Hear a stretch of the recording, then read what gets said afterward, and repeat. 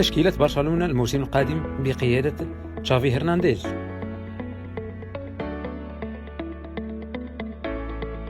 في مركز الحراسة الألماني مارك أندري تير شتيغن.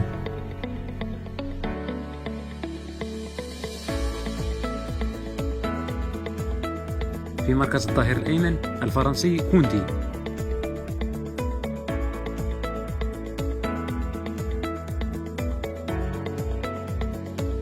في مركز الظهير الأيسر الإسباني أليخاندرو بالدي.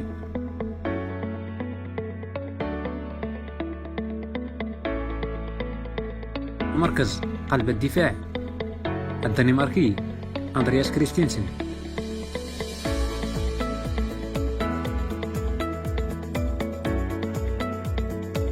الوافد الجديد من أتلتيكو بيلباو الإسباني إنيغو مارتينيز.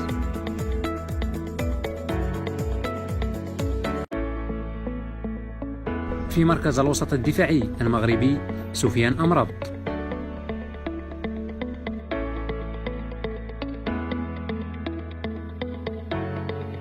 الإسباني بيدري.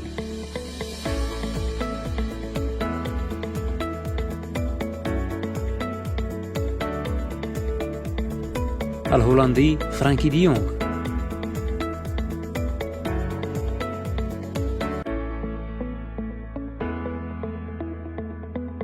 وفي مركز الجناح الأيمن ليونيل ميسي الذي ينتهي عقده مع باريس سان جيرمان هذا الصيف.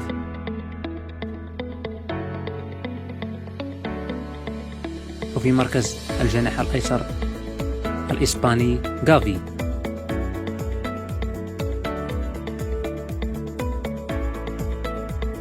وفي مركز المهاجم الصريح البولندي روبرت ليفاندوفسكي.